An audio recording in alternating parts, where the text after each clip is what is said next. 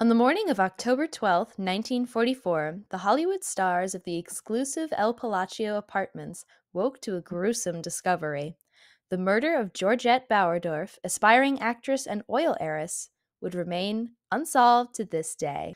Hi, everyone. Thanks for stopping by our table of disappointment. This is How They Got Away, the show where we discuss the unsatisfying endings to your favorite unsolved or unpunished true crime and corporate greed stories. I'm your host today, Kelsey, with my co host Annalise. and our malevolent court jester. Hi everyone, it's me, Anna again. We got these titles back on, and I love just calling myself a court jester because I think I'm funny. I think I'm funny, and that's what matters.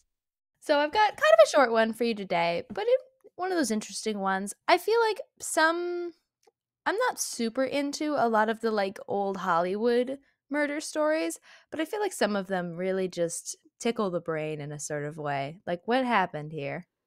I love an old Hollywood story. Here's what I like about old Hollywood stories. I like the drama.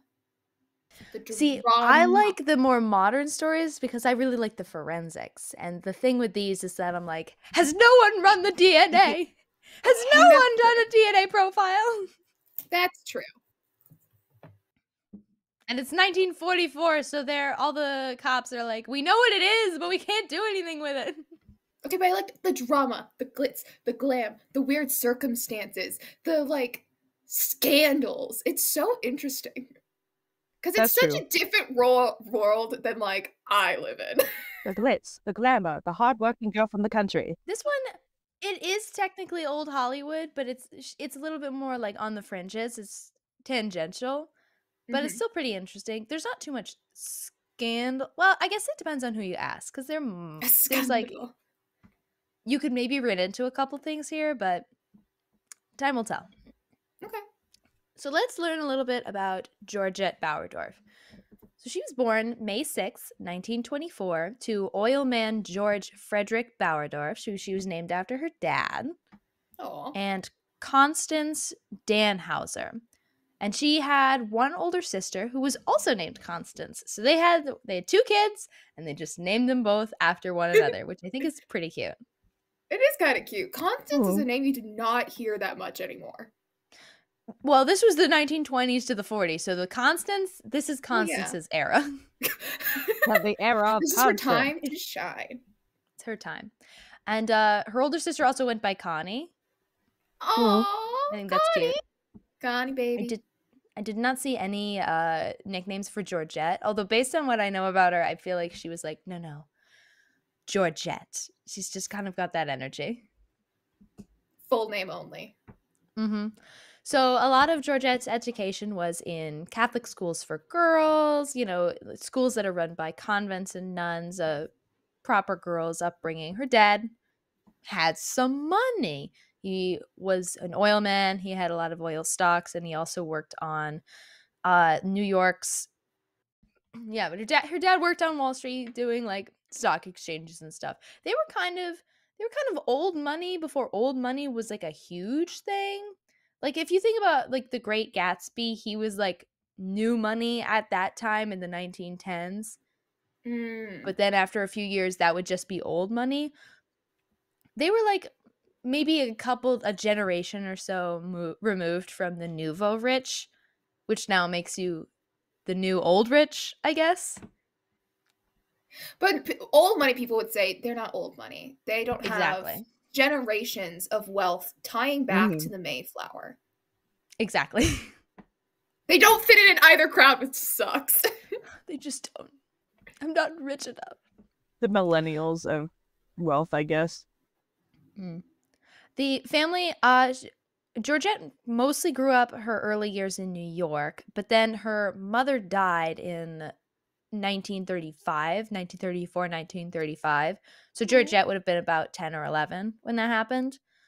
And the family moved to Los Angeles. Dude, to lose your mom before you get your period. I'm sorry. Oh, I didn't even think about that though. Oh. Like that's real. At least she had Connie. She had her older sister, so she like wasn't alone. That's true. That's true. But that's such a rough, in particular, that's just such a rough time period to lose your mother, like in your life. Yeah, it's Like, there's not a great time to lose your mom, but, like, No. the formative years is worse. Pretty quickly after the death of the mom, the family moved to Los Angeles, which I feel like that could either be a good thing or a bad thing. Because on the one hand, you're in the house and your mom's not here anymore, but everything like looks like your mom and reminds you of your mom. But on the other hand, hey kid, you lost your mom. No worries. We're going to move across the country. You don't know anybody. Don't worry. Say bye to all your friends in school. You're just going to have to be the new kid at a new school, and your mom's dead. Just an So extreme amount of change at once. it's a lot of change. It's a lot. The family, they moved there for like 9-10 years, and then the father, George, meets another woman and gets remarried, and then with the stepmother moves back to New York City. And Connie at this point is married. She's living with her husband at this point. And Georgette decides, she's 20 years old now. She decides to stay in the family apartment in San Francisco because not San Francisco, I'm an idiot, Los Angeles. I know California towns, I super promise. Yeah. It's her They're home now. It's cities. been 10 years. It's where she's comfortable. It's where Yeah. she knows everyone. Her sister's there.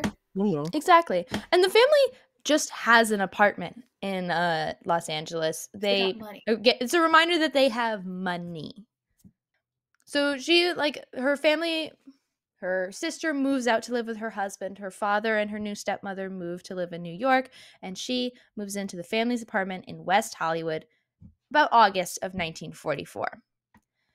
You'll remember at the beginning of this episode, I said that something very notable happens October of 1944.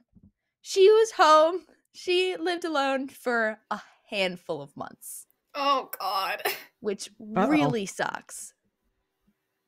And she specifically wanted to stay in the West Hollywood, Los Angeles area because she wanted to pursue her dream of becoming an actress.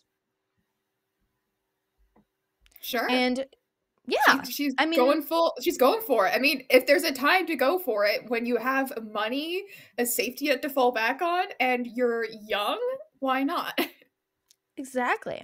And where her apartment was, she's living in the exclusive I believe it's El Palacio. It's Palcio, so it's Palacio apartments. And a lot of her neighbors are actresses. Stars. Some included are the MGM actress to Virginia Wilder, Ginny Wilder, who has a very successful film career, appearing as Norma Shearer's daughter in The Women, if anyone knows older Hollywood movies. So these are the kinds of people like who live in these apartments. So she's kind of like surrounding herself with people she wants to be like, maybe get some of those connections kind of a thing. Rubbing shoulders, Rub his shoulders. Networking. Networking, yes. So she gets a job at the Women's Service Bureau at the Los Angeles Times during this. So she's 20 years old. She's living by herself. She's living in West Hollywood. She was described as a attractive brunette with a, quote, big smile and a proper upbringing. She went to Catholic school. Because she was rich. She was rich. And she went to those Catholic schools. Georgette was really like old money before old money was an aesthetic. And her father's secretary. So her father moves back to New York, but he's not like, he's checking in on her every now and again. But this was really before people had phones, but you don't have like a text message. You can call like every few days. But your kid's 20. She doesn't want to like call you every night. She wants to go out and live her life. So occasionally he would send his secretary, Rose Gilbert, over to the apartment. Just check in on how things are going. I mean, Making sure the apartment's not trash, I assume. Oh my God, party. And also, like, the family still had business in the Los Angeles area, so it makes sense to have a secretary just kind of check in on those things as well. So, like, there's reasons for her to be here besides being a babysitter. And so she'd check in on Georgette. And they seemed to be pretty friendly with each other. She would go with Georgette on shopping trips and things like that, kind of just talk to her, kind of like just an older woman friend. Rosette wasn't like super old, like super older than Georgette, but like was a few years older, more established young woman. Mm. And Georgette was also known to like a man in uniform. Mm-hmm. Like many women of that time. Also, she's correct for that. I don't know. There's the tailors in the military. They have one job, and it's to make these people look good so that they'll have babies. I said it. That's the reason. The baby boom, guys. The baby boom doesn't just happen, man. There's a lot that goes into it, and it's making these men's waists snatched. The Yoda fall. It's not at all that people saw war and wanted to bring life into this world and see something positive and happy. No. It wasn't all those that reunions. Certainly helps. It's just the uniforms. And Kelsey, you're exposing yourself. I know, I am outing myself. But I'm saying, Georgette, it was so right for that. Can you imagine someone whipping around like, actually, it doesn't matter what they wear. It's the person. It's like, who cares? They look nice and it's a bonus. It's a bonus. Hey, she's 20 years old. She's allowed to look at boys and think they look pretty swell. I think you look mighty swell. Mighty swell. This was the 40s. That's like a thing someone might say.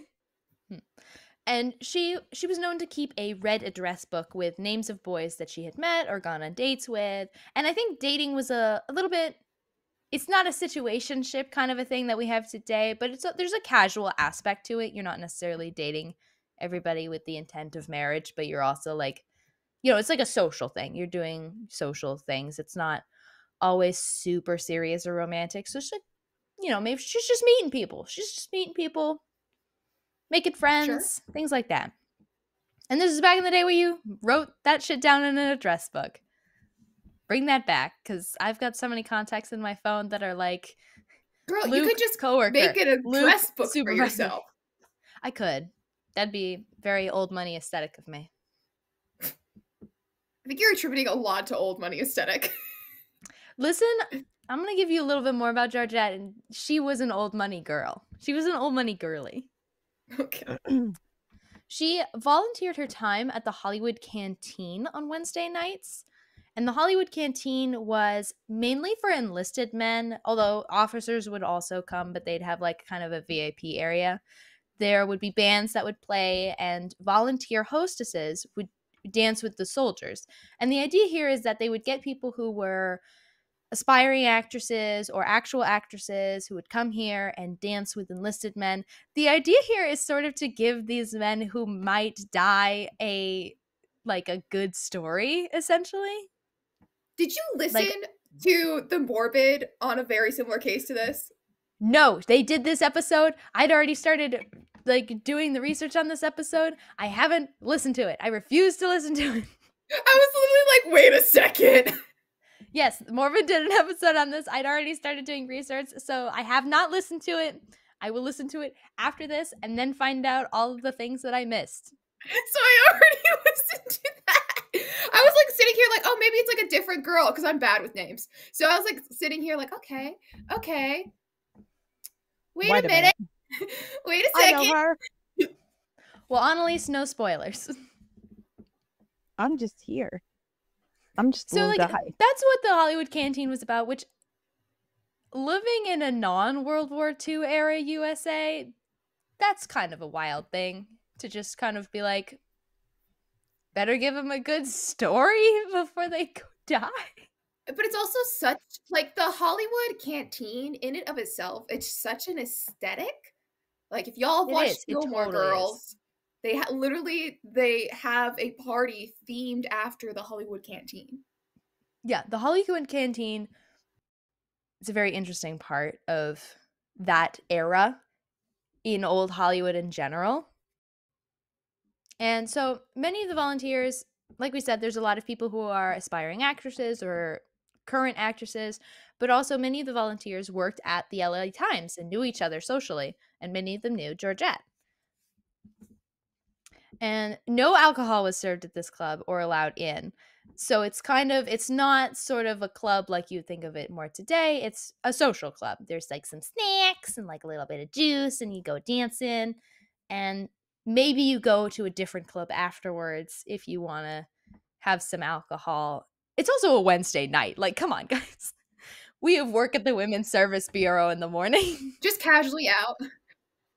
On October 11th, Rose Gilbert, George Bauerdorf's secretary, went out with Georgette and was with her up until about 2 p.m. She recalled that she seemed, quote, perfectly happy, having a good day, chilling. Georgette had to run a few errands. She cashed a check, got her hair done, bought a plane ticket to El Paso to visit her boyfriend. We'll talk a little bit more about the boyfriend later. And that afternoon, probably as she was coming back into the apartment, she spoke with apartment janitor Frederick Atwood to thank him for moving some boxes into the basement for her. Aw. Polite girly. You have to treat the people nicely. You gotta. Later that evening, her friend June saw Georgette knitting in her car in front of the canteen about a half hour before they had to go in. So they were supposed to be there about 7 p.m. She's just knitting. And listen, I've done that. It's the 40s equivalent of getting there early and scrolling on your phone for 20 minutes. It's the exact same thing. Recalled that Georgette, quote, appeared to be nervous and had asked her to spend the evening with her at her apartment. However, she gave no explanation for her nervousness, unquote. But that's what one source said, but then I found the LA Times article from the 14th, 1944, that was published 2 days after the 12th, that quoted June as saying, quote, she seemed very happy but a little nervous, but explained she was excited about having obtained an airplane ticket to fly to El Paso Friday to visit a soldier she had known about 6 months, unquote. So which is it? Weird. I think probably nervous to see her boyfriend. Rather than nervous to be alone kind of thing. Yeah, it sounds like if she was nervous, it wasn't like worried about somebody, just kind of nervous energy kind of a thing. Butterflies. Yeah. That night, June also noticed that there was one soldier who was very persistent in wanting to dance the jitterbug with Georgette. But Georgette preferred and was known to prefer more conservative dances like waltzes. June said something to the effect because she's a romantic. She's like that old money, like slow, beautiful waltz classy aesthetic. Lady. June said something to the effect of Georgette preferred dreamy waltzes. Aww. Like use that kind of phrase, and I was like, I can see it. I also prefer a dreamy waltz. Okay, but I would be a jitterbug. Listen, I, not related to this case, started a swing dance class. Jitterbug is another word for a Lindy Hop. Yeah. It's a very energetic, it's very fast paced, it is very fun, highly recommend it, but it's also very different from a waltz. Oh yeah. Very interesting. Like a waltz is like romantic, classical, and then a jitterbug is like we're bouncing around, you're swinging me around. Have you seen those like dance moves where they're literally swinging the girl around, like literally off the ground? That is a jitterbug. Yeah. Oh no, yeah. He also, like, he kept insisting on dancing the jitterbug with her, but then also would cut in on her other dances with other people, which it's not like in movies where like the main love interest comes in and goes, may I cut in? It's a little bit of a snub, and to do it multiple times is pretty rude. Like that's not like just a thing people do. Like, bro, no means no. No means no. And also, June said that she recalled Georgette being pretty annoyed with him for this. Like, not like, hey, you got to get out of here, but being like, dude, leave me alone.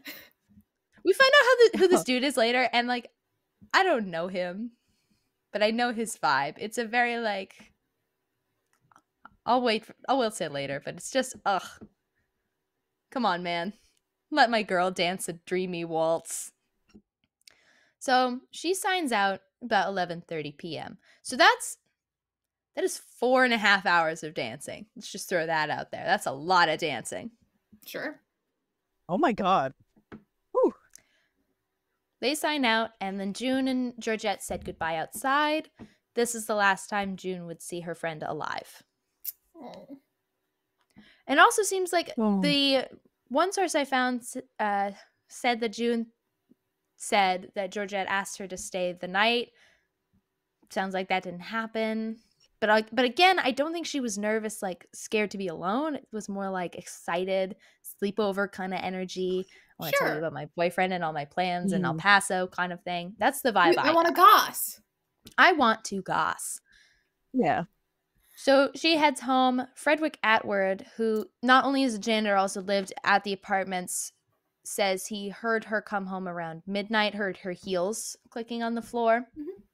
And if you have Mm. neighbors, like you can kind of tell, Yeah. they've got certain sounds that they make. Heard her pacing around in the kitchen about midnight. And then around 2:30 a.m., a different neighbor heard a woman scream, quote, "Stop, stop, you're killing me." And then went back to bed. Because that's also What? very 1940s, where it's like, a domestic violence case may be happening, but like, that's not my That's business. not my business.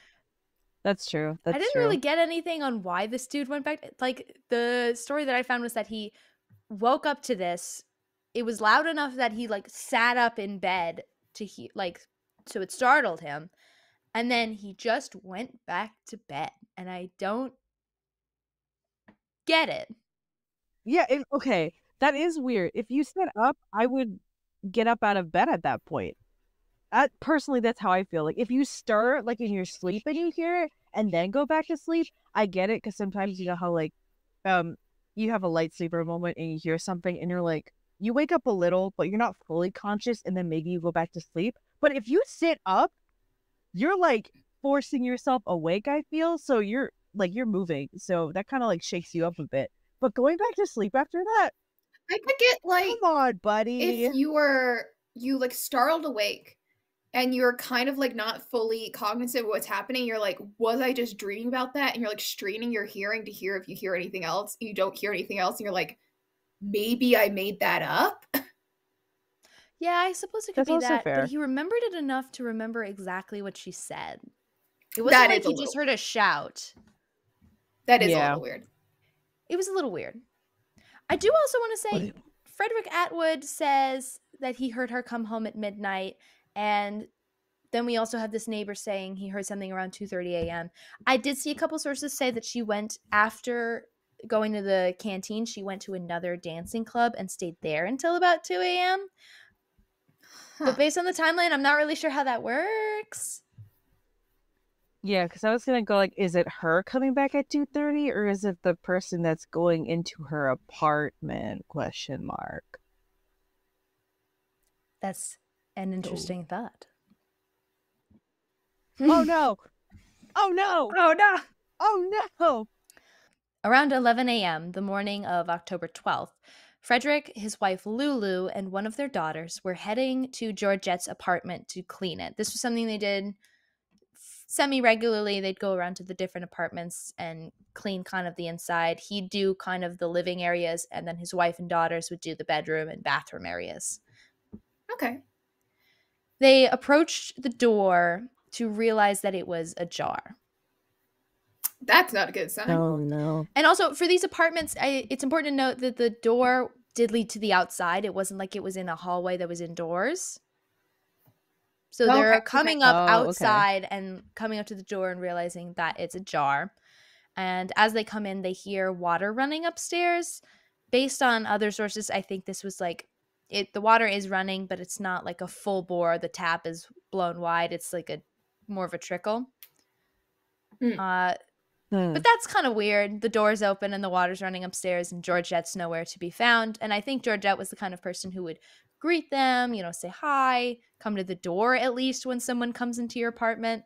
So they Sure. go She up seems to. very much like the kind of person who wanted to she both like was very respectful, but was also seemed like a very social person. Exactly. It would be odd for her not Good to. hostess moment. Yeah. Mm. So they go up into the bathroom where they found the body of Georgette Bauerdorf face down in the bathtub, which was about 3/4 full of water, with only the upper part of her pajama set on. Oh. No, like remind me, was the water wasn't running at that point, right? It's Because like a trickle. It's not like okay, somebody had turned on the tap on full and then just right. run away. It's more like it was trickling. Otherwise, it would have been flooding. Exactly. That would have been Oh, crazy. yeah. Like that would have been a lot of water. I think it's like the perpetrator being like, I gotta fill this bathtub enough, Right. full enough, and then Mhm. they like didn't fully And close didn't it. really like care to make sure it was off. You don't pay the water bill in this house, I guess. Mhm. Fuck the water bill. Frederick Atwood said, quote, her face was in underwater and her hair was floating on top. They initially thought she had just sort of fainted and fallen in the tub, because I could see that, it's Yeah. maybe she was trying to, change to get into the tub and then somehow had fainted over it. So they drained it, which is like, it's the 40s. What were they really going to do with the water anyway? But it is changing the scene. They are contaminating the crime scene. Mm. He felt her body and said that it felt, quote, kind of warm, but also the water in the tub was pretty warm. So that, was she alive sooner? Was she not? Right. Mm. And that can mess with time of death as well, which I don't think necessarily was the killer's plan. I think it was more like wash the body of any like fingerprints. I don't think they were thinking that forensically. Right. Especially at the time. At the time, especially. There's Yeah. no like Law and Order SVU to watch to be like, yeah. We're not all reading all these true crime stuff, listening to podcasts, watching TV shows. Like that's no, who would do that? That'd be crazy. That'd be so weird. Scratch his head like that'd be wild. That's crazy. So Deputy Sheriff A.L. Hutchinson, who was in charge of this case, came onto the crime scene about noon, so a little over an hour later, and already found Inspector William Penphrase looking over evidence. So there's cops. There's cops everywhere now. And they just the mortician was also on scene, and it was his opinion that she had been dead about 8 to 10 hours, so she probably died around 3 a.m. And rigor mortis had set in as well, so there's a amount of time that needs to happen for rigor mortis to set in. Some environment variables dependent, but it takes a little while. It takes a few hours. Cause of death was strangulation caused by about a 9x9-inch piece of cloth. Some sources say the kind used to bandage sprains. Others say just part of a washcloth. I think more sources say the washcloth, and I think that makes sense because she was in the bathroom. Right, kind of resources available. Yeah, a bandage for sprains might be in the bathroom, but a washcloth is more readily available. Sure. This cloth had been shoved down her throat, with about an inch of it extending past her teeth. So like the whole thing had kind of been shoved in her mouth. I think not with the intent to kill her, because that's a very weird way to strangle somebody. I think in the intent to shut her up. Exactly, especially since we remember that neighbor heard her screaming. This could have been when they gagged her, so no one would hear anything. And then it just got shoved so far down her throat that she asphyxiated on it. Oh my God. She had several injuries on her body, some of those including a small bruise to the back of her head, some friction burns, one on the upper part of her left hip, and then a 3-inch long, 1/2-inch wide one on the left side of her pelvic brim, which is sort of where the leg meets the pelvis, that kind of area. Several bruised or skinned knuckles, bruises on her thighs that seem to look like handprints, a bloody nose, bruising, and split lip. They'd shoved a cloth in her mouth. That's a very violent thing to do. There was a lot of damage to her face for that. It's not a very, and she had also been sexually assaulted as part of this. Oh not my God. not a gentle attack, a very violent attack. And clearly she had tried to fight with her attacker and struggle with them, which is interesting Good for you, because girl.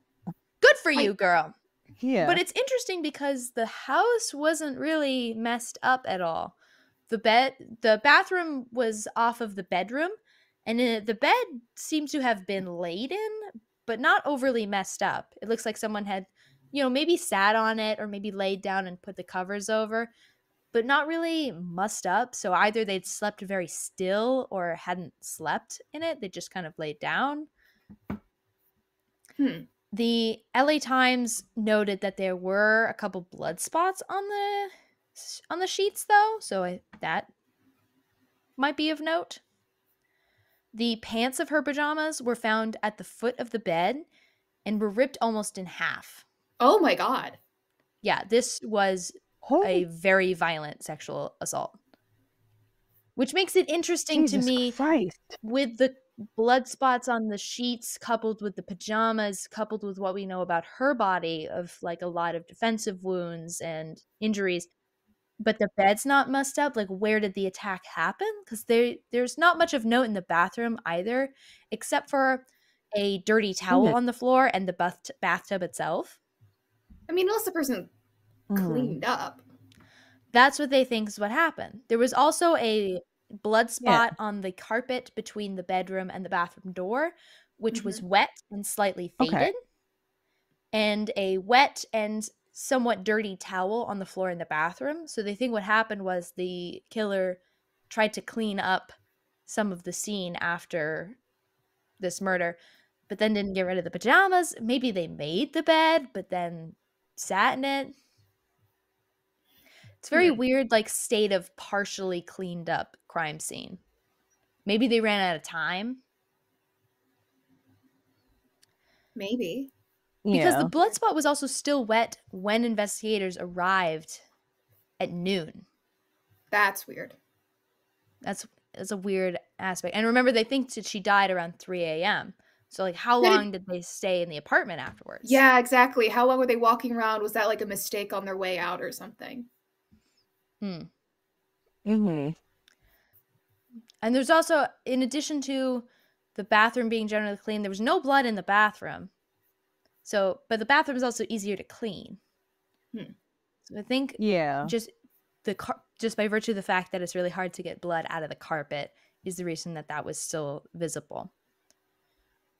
She also had plenty of jewelry on her dresser, the kind that an oil heiress would have. Actually, like gold, silver, precious stones, like stuff that's worth some money. None of it moved. None of it appeared missing. Remember, Rose Gilbert's in town. I'm sure they had her come over and like look through the jewelry to be like, is there anything missing? But Georgette's purse had been rifled through. Her car keys and any cash that was in her purse were taken. So they didn't take any of her jewelry, but did take her car keys and her cash. It's weird because, like, if it was just the cash, I'd be like, oh, they did that because it's probably less traceable. But taking a car key? A car key? Well, they took the car. Did they take the car? That's what I... Yeah, exactly. Like, they take the entire ass car. They did. It was I believe the model was a 1936 Oldsmobile. It's either 1935 or 1936 model. Her car technically registered to her older sister. Her sister had clearly just like left it to her when she'd gotten married and was like, here you go, have this, drive around town. The car was missing. They found it about 10 miles from the apartment early on the morning of the 13th, not the 12th, the 13th, with no gas and keys still in the ignition. Here's the thing. Did she just not fill up the gas? I didn't find any information if they knew if she had a lot of gas. Like maybe the 13th was the day that she got gas. But 10 miles is not a lot. I mean, it's an Oldsmobile from 1935. I can't imagine those things were exactly sipping on gas. But still, like you've got to be able to put a little bit more than 10. That's true. I didn't think about that. That's like an interesting That's thing to true. do if you've already killed this woman and stolen the It's car to weird. then be like, and I'm taking the gas. But they could have. It's weird, but Okay, they but could like have. the key in the ignition though is kind of like a makes me shake my head because it's like, why would the key still be at least in Well, the I guess if the ignition? car has no gas, like Because it's weren't not those your car, you explosive? don't If you care. abandoned It it. does speak to like try a getaway car that maybe didn't have as much Hmm. gas as this person thought, or maybe they drove it around for a day because they didn't find it till like the next day.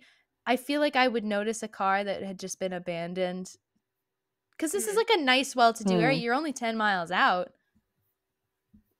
I did not find a lot of information about where they found the car. That would have been nice because what That's happened? weird. Why would they not Well, have that? they probably do, but I didn't find it. They just said 10 miles from the apartment, and I don't know enough about LA. Something else they found was in the kitchen, in the trash, they found a can of string beans and some leftover pieces of cantaloupe, and as well as like the spoon and fork she'd used for that were cleaned. It's her girl dinner. Girl dinner. They do check her stomach and found string beans, so like it was her.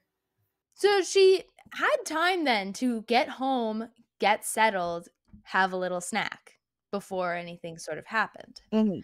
Something pretty important to note in this case, or like one of the key facts or details, is that Inspector William Penphrase discovered that the automatic nightlight outside of the door that would come on if someone were to say, come to the door in the middle of the night, had been unscrewed so that it would go dark. The light bulb was still in the socket, but it had been unscrewed enough that it wouldn't come on. And this is fucking 8 feet off the ground. No one is just kind Oh, of just doing that as a random, like you got to get like a step ladder or something. I guess if you're really tall, maybe you could reach it.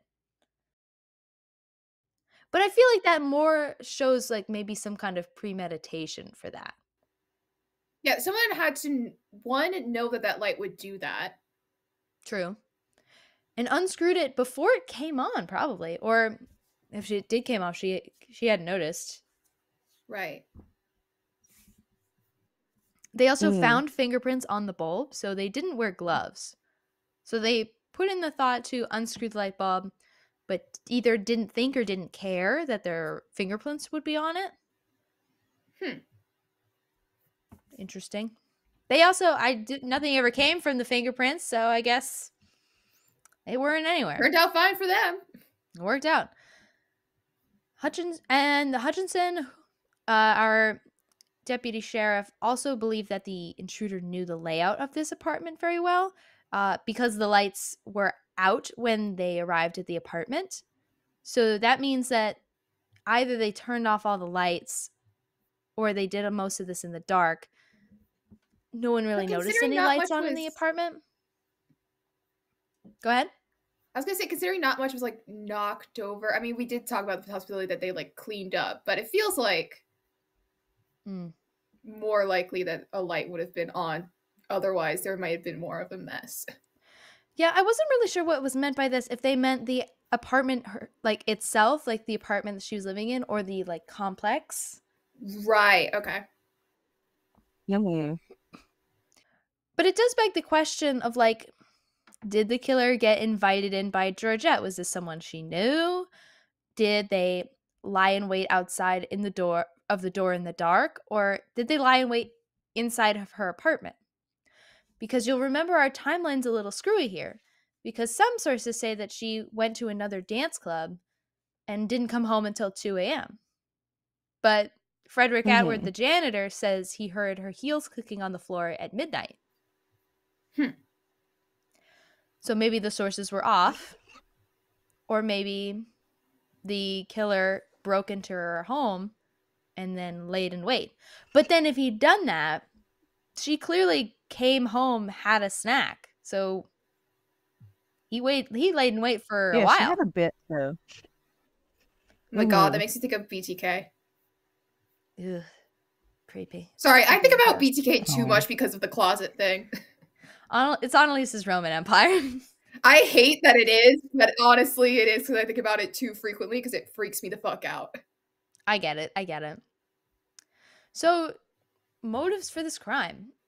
She was sexually assaulted pretty violently, so that's a pretty it's right there. That's a pretty obvious motive.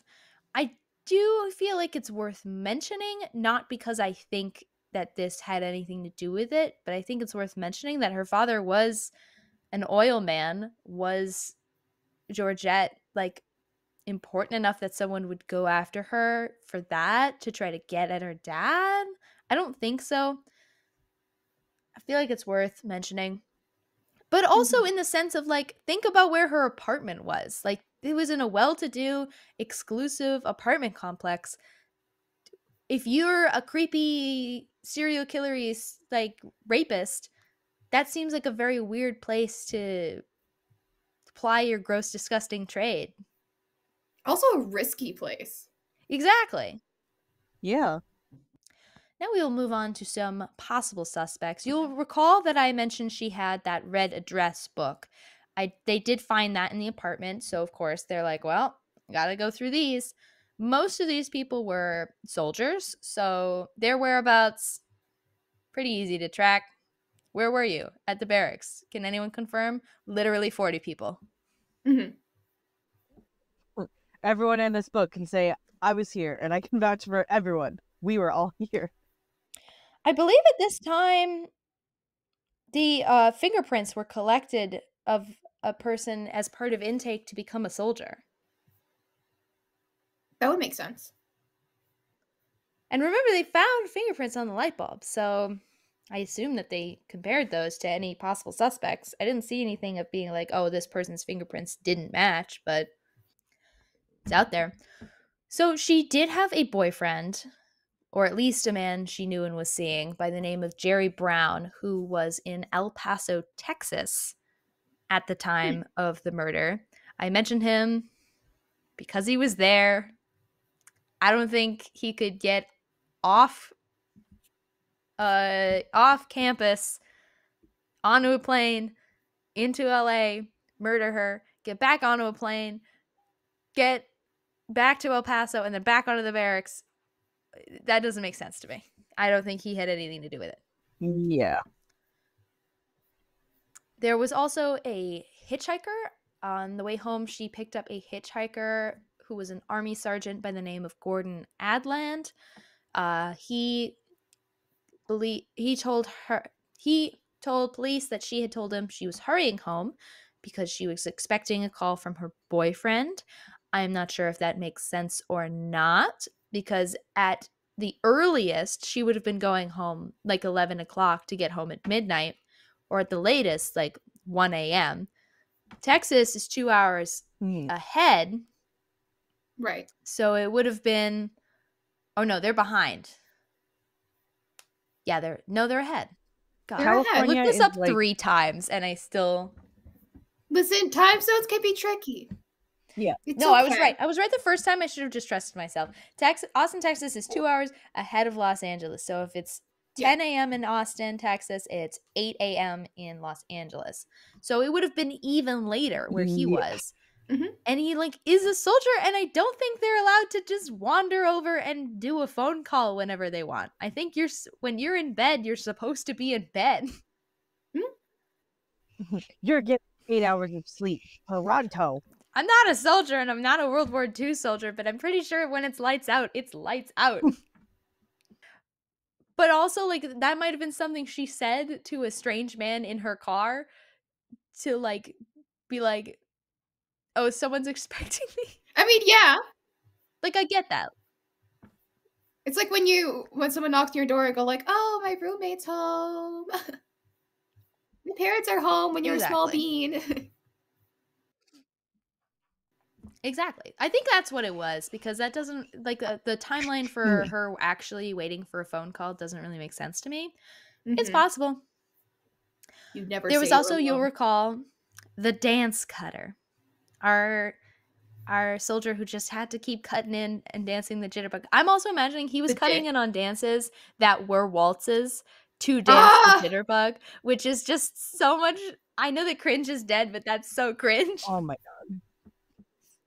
god. Cringe is alive and well. This was unfortunately discovered to be a soldier by the name of Cosmo Volpe, which is a name. What kind of name is... It's an Italian name. Cosmo Volpe sounds like a... Oh, I'm sorry. I was gonna be like, that sounds like an NPC D&D character for some reason. All right, it does a little bit. It does a little bit. You're not... He's like a little trickster, and he's like, it's me, Cosmo Volpe, and you're like, I don't want your wares. And he's like, no, I have good, like, potions and stuff, but it's actually lemonade. It's actually, like, regular beverages. But yeah, he got yoinked in for questioning. And June, when she was telling police about this man who'd cut in on Georgette a lot, she mentioned that Georgette was pretty annoyed with it. And she said something to the effect of, like, Georgette only agreed to dance with him to, like, avoid making a scene, which is pretty gross. Understandable, though, during the time. He was brought in for questioning. He was later released, again, I think because he was a soldier and also had had either soldier buddies or was in barracks and had people who could testify where the fuck he was. He said that he was like, oh, Georgette wasn't like a good dancer, but she wanted to learn, and I was a professional dancer back in Astoria, Long Island. Shut up! And I'm a good jitterbug. Oh dude, my God. We have all met this man. And I don't know if Georgette knew how to do the jitterbug or not. And I don't think that matters because this man would have mansplained how to jitterbug to her anyway. And my guy, if you're cutting in on her dances, I don't think she wants to learn how to jitterbug. Not from you, anyway.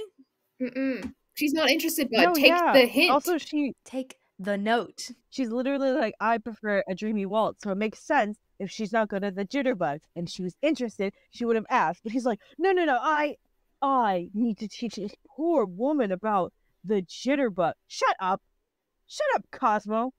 Shut up, Cosmo. You have like the same fucking name as a green pit fairy. Shut up. There was also Kenneth Raymond, who I believe was in her address book. He was a deserter, which is that's not a good look in 1944. He was about 23. Yeah. So a couple of years older than her. He was, at one point, accused of kidnapping and murdering a 6-year-old. Oh, God. Yeah. The fuck?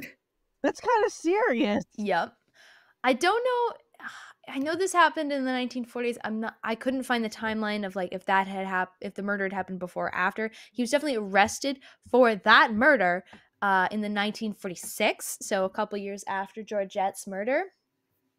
And he was questioned about Georgette Bauerdorf. He was described as a gangling 6-foot-tall youth and someone who frequented nightclubs. And June gave them like the description of multiple people, like the dance cutter and also like a 6-foot-tall guy that I guess Georgette had been seen speaking to. So people thought maybe that was something there. The FBI labeled this man a, quote, one-man crime wave. Oh my God. Not a great dude, had a history of robbery, had a history of assault. But there wasn't like enough evidence to really charge him with Georgette's murder. Not a great guy, terrible dude. Can't really say if he killed Georgette or not. And it's not really clear if she even really knew him or if at most knew him in passing. Like, why would he know where she lives, kind of a thing. But that's the thing that happens when you talk about a murder case is that all of a sudden, all of the really creepy, horrible people that you did not realize were next door suddenly come out of the woodwork. Yuck. There was also, at one point, there was an old man who came forward and said that he'd done it. But it was kind of like he didn't have any of the facts of the case. They believed did it for attention. Oh my God. Which is kind of gross. I think it's really weird, but that. Also in that same vein, there was a 22-year-old who came forward in December, walked right into the FBI offices in San Francisco and claimed to have killed Georgette. And then he said, this is his story, that he met her on a streetcar and accompanied her home, and that they talked for a while, and then he had strangled and killed her. Okay, well, my girlie had her own car. She drove herself home. Why is she on a streetcar? No. You don't need to be her passenger, princess. Dude, people are so okay. Some people are just mentally disturbed, and then some people are just real disgusting human beings. This man, when the police were like, "Hey, ma'am, that story doesn't really make sense," he admitted that he'd made the whole thing up because he wanted to die via electric chair because he was afraid to commit suicide. Buddy! So he's mentally Somebody get this man some help. Unwell. Did he serve? Did he serve? This was this was World War II, so yeah, this would have been right in the time. It's so messed up because you're also fucking with someone else's life as well. Or I guess not life anymore, but you know. Yeah. So that's most of the suspects. All the other men that were in her address book were confirmed to have alibis or confirmed to have not been in town, and they didn't really have any other leads. About a year later, in October, so almost a year exactly, in 1945, Doris Hillman was attacked in her home about 6 blocks from Georgette's apartment. Uh-oh. She says, because she did survive this attack, she says that a man wearing a soldier's uniform, and I think that's an interesting way to say that. She's not saying that it was a soldier. She's saying a man wearing a soldier's uniform entered her home through an unlocked window and attacked her in the bathroom. Again, with the bathroom. Okay. Very similar attack, but Doris had more responsive neighbors, I guess, and they heard her screaming and called the police. Thank God. So the man ran off. But if that, like, listen, it was a different time of day. She was getting ready to go to bed, so it was assumably earlier. Right. So maybe more neighbors were awake. But that's true. Like, this just makes me a little bit more confused about the other guy who heard, stop, you're killing me, and went back to bed. Clearly, Doris's neighbors were like, we're comfortable calling the police over this. How long ago was this, like, after Georgette's murder? This was almost a year exactly after Georgette's murder. So there's a possibility that, like, new people might have moved in at that point. Or also they so, heard what happened and went, who knows? That shit's not happening again. That too, yeah. That's true. Can you imagine going into an apartment and you're like, I can't wait to rent out this place, and then someone goes, Did you know that 6 blocks away, a young actress was murdered right in her own home? Crazy. I don't know if Doris was living in this apartment at that time or not, because Doris might have, like, been living here and heard about this case and then been like, damn, that's crazy. Then forgot about it because it had been a year, and then this happens to her. Wild. So, and they never saw that guy either, but that's like, it's too similar to me to not be connected, I feel. I mean, there are a lot of creeps, but like the bathroom, the attacking, it could also be a copycat, but they also never caught whoever this was, so it could have been someone trying to escalate and do it again. There was also, just a few years later, there was the murder of Elizabeth Short, the Black Dahlia case.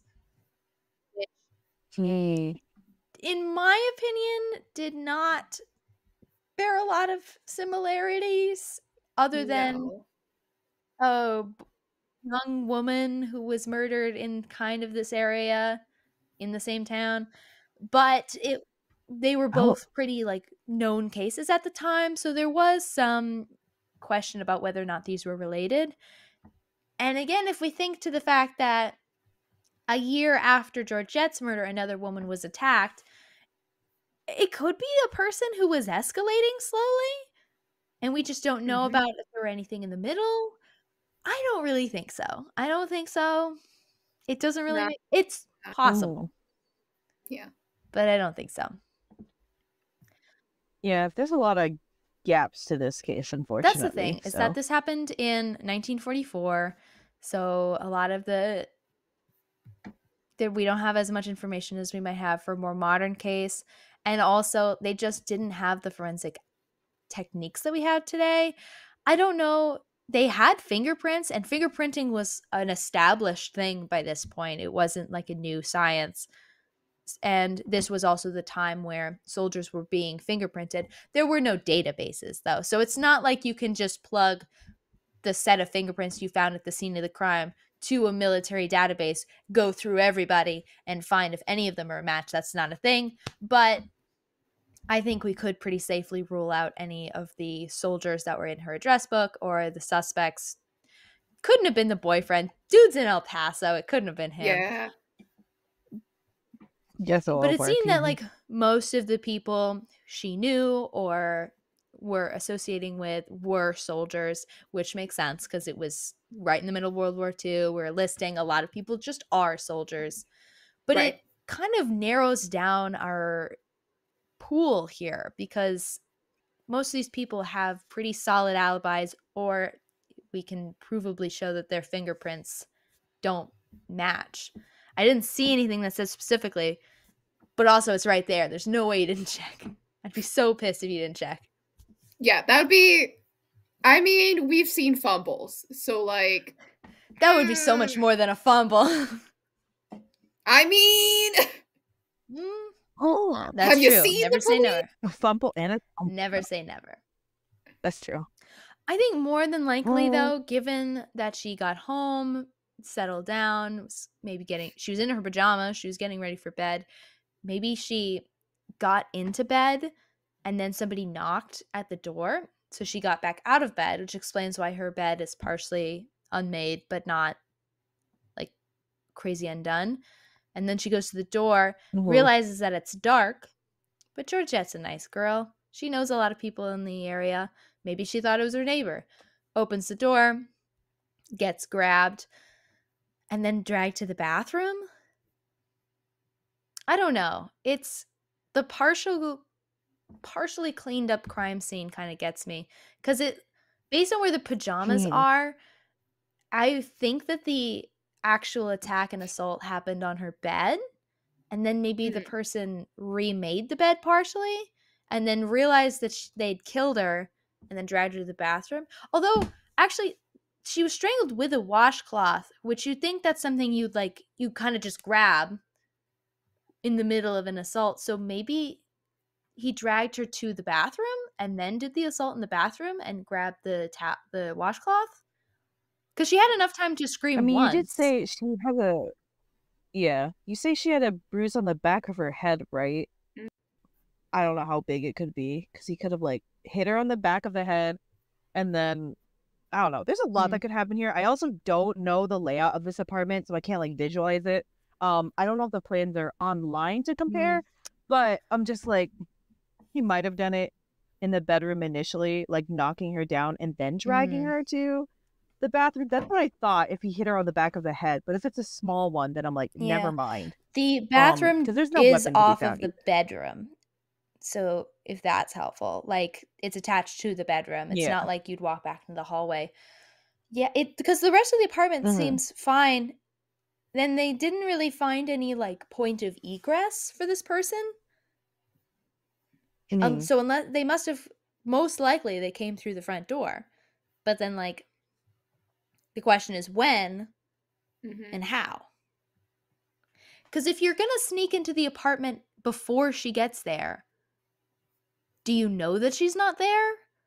Why would you unscrew the door, the light bulb on the door, if you know she's not there? Unless you're trying to keep from being seen by neighbors. When you're on the way out. Yeah. Or, oh, that's a good point. I didn't think of that. When you look like you've murdered a person. Yeah. It's really unfortunate because Georgette was just, she'd only been living by herself for like 3 months. Not even, like 2.5. You're right. She's 20 years old. She's got her own job. She's, dancing. Clearly, like, loved dancing, loved, of being alive, which is like a horrible thing to say because obviously most people like being alive. But like, when someone's like just doing their thing, living Living their life to the life, fullest. living life. Yeah. She's Yeah. got friends. She was knitting the day of. That shows commitment to the future because that takes a while. That's She a bought a plane project. ticket. That's a project. She bought a No plane way. ticket to see her boyfriend on Friday. She was really excited about that. That's what really gets me too, is that she was going to go see her boyfriend like in a couple of days. It really sucks. Cosmo heard that and did not like it. No, I'm kidding. I'm just gonna pin out. I'm gonna pin out Cosmo. I did put Weird on bitch. my list of possible motives Kenneth, that maybe jealousy because of the dance cutter. I'm like, that's like a really weird, creepy dance. I think Cosmo was just a really weird guy. Yeah. Who was really into the jitterbug. I just thought like, no, that's very fair. But it's like there's other girls there. Like June was one, for example, and I'm sure there were other women too. So it's like, why did he keep going for her? I don't know. He probably had like a weird parasocial relationship because this canteen made me think of like, Mulan, like a girl with fighting for kind of deal. That's probably like the story they were trying to go for. So he was probably like, oh, she's for me. And then she probably like mentioned her boyfriend either in passing or she was probably talking to June at the canteen. And he's like, that's my woman. That can't be. Maybe. So I don't know. To me, it seems like a weird jealousy or like I thought it was a bad relationship, some kind of shit until you were like, oh, no, it's just a weird fucker out there in this world. It could be a jealous guy from the place. I don't think it was Cosmo because they did bring him in for questioning and then later release him. So there must have been something like that didn't match up. Like he was a soldier, so it's possibly he had alibis. But I think Cosmo's a weird guy. I don't want to say just anybody's capable of murder just because you're a little creepy, but like I could see you being like creepy and predatory, Cosmo. Like this is creepy and predatory right here. The Kenneth Raymond thing is very weird because my guy was out here doing the most in the worst possible way. Yeah, once you bring up a 6-year-old, I go, yeah, that's a wild one. I do think that's just a case of there are also creeps in this area. There's nothing that I mean, I wouldn't put it past somebody who murders a 6-year-old to sneak into a woman's apartment and murder her. Right.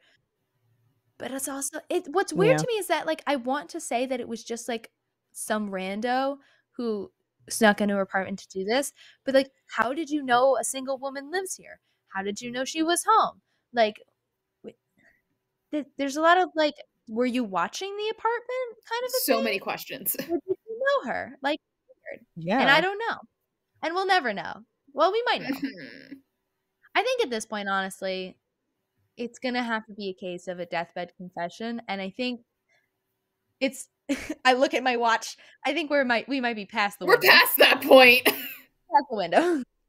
Yeah, I was getting like, the year is 2024, and this case was from 1944? Yep. I mean, that's... Okay. It's 80 years ago, 80 with people years. who were 20 years old at the time. This person would have to be 100. 80 years. And 100-year-olds exist. Yeah, who knows? Minimum. It's unlikely. True, but like, it's unlikely. But I like to think that pieces of trash die earlier. Me too. See, we say that, but I look at the government. Anyways, that's another hot take for later. Yeah. And there's no DNA in this case that I'm aware of, so there's not going to be like we've been seeing recently with a lot of like genetic genealogy. That's not really an option here. Right. So I think... Oh, you're right. I do think it's weird there's no DNA, especially since she was assaulted in that way. So I'm like, did he clean that up too? Well, she was in the tub. Anyways. Oh, right. I forgot. For some reason, I thought she was like hunched over the tub. No, her instead of like laying her legs were in the air, but her like most of the top part of her torso was in. They did actually. I lied. There was DNA. They did find biological matter consistent with a sexual assault. So yes, there it is. Here's the thing.